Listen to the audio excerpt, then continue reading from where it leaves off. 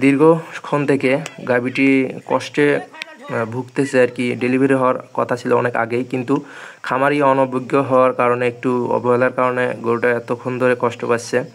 তো আমি এসে যখন শোয়াইলাম তখন দেখা গেল যে বাচ্চার পা চলে আসছে।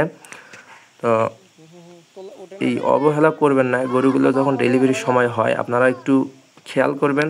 যদি কোনো সমস্যা মনে হয় বা দীর্ঘক্ষণ থেকে গরুগুলো মানে পা নাড়াচাড়া করতেছে, শুইতেছে, উঠতেছে, তখন বুঝতে হবে যে ডেলিভারির সময় হয়ে গেছে, কিন্তু আপনারা অবহেলা করে গরুটাকে কষ্ট দিচ্ছেন। যদি কোনো কারণে ভিতরে বাচ্চা ঘুরিয়ে থাকে বা পজিশন মানে উল্টা থাকে, তখন কিন্তু এই সমস্যা হবে। তো অল্প কিছু মানে অবহেলার কারণে যদি আপনার একটা বাচ্চা নষ্ট হয়ে যায়, ক্ষতি হয়ে যায়, মারা যায়, তো এটা কিন্তু আপনার খামারের জন্য অনেক ক্ষতি।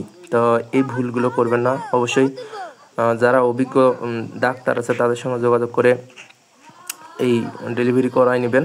তাতে আপনার গাভীও ভালো থাকবে, বাচ্চা সুস্থ থাকবে। কোনো রকম সমস্যা হওয়ার আগেই বুঝতে পারলে অবশ্যই তার পূর্বে ব্যবস্থা নেওয়া যাবে। তো বিষয়গুলো খেয়াল করবেন। তো খামারি 10 মাস, 9 মাস, 9.5 মাস পর একটা বাচ্চা পায়। তো এটা খামারির বড় মানে মুখে একটা বড় রকমের হাসি ফোটায়, কিন্তু একটু অবহেলার কারণে আপনি শেষ সময়ে এসে যদি অবহেলা করে আপনি বাচ্চা ক্ষতি হয়ে যায়, তো এটা কিন্তু খামারের জন্য বড় রকমের একটা লস প্রজেক্ট হবে। তো এই ভুলগুলো করবেন না। আপনার ইচ্ছা হইলে যদি নিজে পারেন অবশ্যই চেষ্টা করবেন, আর যদি না পারেন, না বোঝেন, যদি মনে ভয় থাকে পারবেন না, তো দ্রুতগতিতে পল্লী চিকিৎসক যারা আছে তাদের সঙ্গে যোগাযোগ করবেন, তো যাতে আপনারও ক্ষতি না হয়। বাচ্চা ডেলিভারি হতে যেন বাচ্চার ক্ষতি না হয়, শ্বাস বন্ধ হয়ে যেন, শ্বাসরোধ হয়ে যেন মারা না যায়। তো বিষয়গুলো খেয়াল করবেন। তো অনেক সময় হয়েছে যে সিমেন্ট গরুগুলোকে দেওয়ার কারণে পার্সেন্ট বেশি আসে, অনেক সময় বাচ্চাগুলো বড় থাকে, ভিতরে বড় হয়, যার কারণে একটু সমস্যা হতে পারে। অনেক সময় বাচ্চা ডেলিভারির সময় অনেক কষ্টকর হয়। যেমন দেখতে পাচ্ছেন যে এই বাচ্চাটা যখন আমি বের করলাম তো অনেকটাই চাপ ছিল। তো আসলে অভিজ্ঞ মানুষ ছাড়া এই ডেলিভারিগুলো মানে যেগুলো রিস্ক হয় এগুলো আর কি সম্ভব না। এই বাচ্চাটা 50% সরকারি বাচ্চা।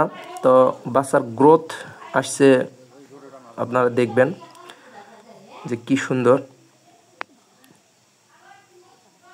দেখুন এই যে চাপ, কত কষ্ট হচ্ছে বাচ্চাটা বের করতে। এটা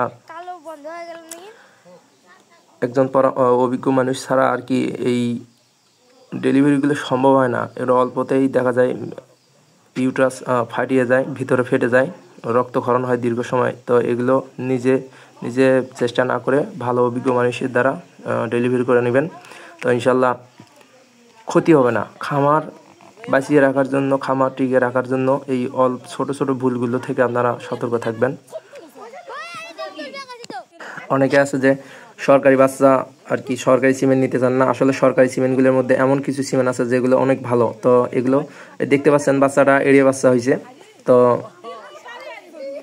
খুব সুন্দর বাচ্চা, অনেক বড়। তো কালার আসছে মোটামুটি মায়ের মতোই।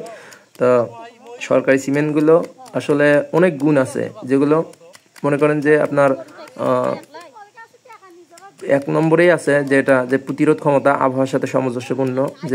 যে আবহাওয়া, যে কোনো আবহাওয়া, বাংলাদেশের আবহাওয়ার সাথে এই সিমেন্টগুলোর আর কি মোটামুটি একটা সম্পর্ক আছে, যে কারণে আর কি বাংলাদেশের তাপমাত্রার সঙ্গে এই বাচ্চাগুলো মানে কোনো ক্ষতিকর প্রভাব পড়ে না।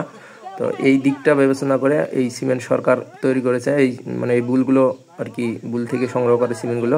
তো এই গরুগুলোর আর একটা আছে যে প্রতিরোধ ক্ষমতা অন্যান্য মানে সিমেন্টের 80% বা 100% সিমেন্টের থেকে এই সরকারি সিমেন্টগুলো এমনভাবে আর কি এমন বুল থেকে তৈরি যেগুলো মানে প্রতিরোধ ক্ষমতা বেশি, যার কারণে রোগবালাই হওয়ার সম্ভাবনা কম থাকে।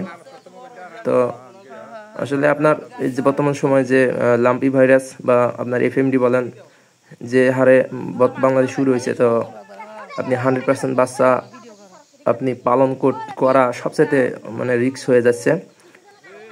তো এই কারণেই যে সরকারি বুলগুলো যেগুলোই আছে মোটামুটি অনেকটাই ভালো। তো এগুলো প্রশংসা আপনি না করে পারবেন না, কারণ যারা এই সিমেন্টগুলো ব্যবহার করতেছে বা আমরা যেগুলো ব্যবহার করি, এই সিমেন্টগুলোর একটা মানে এই গুণগুলো থাকার কারণে দেখা যাচ্ছে যে বাচ্চা ছোট হয় কিন্তু পরবর্তীতে অনেক বড় হয়। এই বাচ্চাগুলি মানে প্রতিরোধ ক্ষমতা বেশি থাকায় যদিও কোনো কারণে ভাইরাস আক্রমণ করে সেগুলো মানে মারা যায় না। তো এই দিকগুলো বিবেচনা করে সরকার কিন্তু এই বুলগুলো আর কি সারা বাংলাদেশে দিতেছে বা দিয়ে আসতেছে আগে থেকেই। আসলে গুণগত মান না থাকলে সরকার কোনোভাবেই মানে ভালো মন্দ ব্যবস্থা সরকার করে থাকে গুণগত মানের ওপর। তো আপনারা যারা এই সিমেন্ট নিতে মানে সমস্যা মনে করেন, তো অবশ্যই এই গুণগুলো আগে দেখবেন পরিবেশের সাথে মিশে কিনা। অনেক বাচ্চা দেখা যায় যে আবহাওয়ার সাথে খাপ খাইয়ে উঠতে পারে না, প্রচুর পরিমাণে শ্বাসকষ্ট বা হওয়ার পর থেকেই এই পরিস্থিতি মানে যে কোনো ভাইরাস বা যে কোনো আক্রমণ মানে রোগ আক্রমণ করলে তো সেটা কিন্তু প্রতিহত করতে পারে না। এটা খেয়াল রেখে আপনারা বাড়িতে খামারে এই সিমেন্ট দিবেন।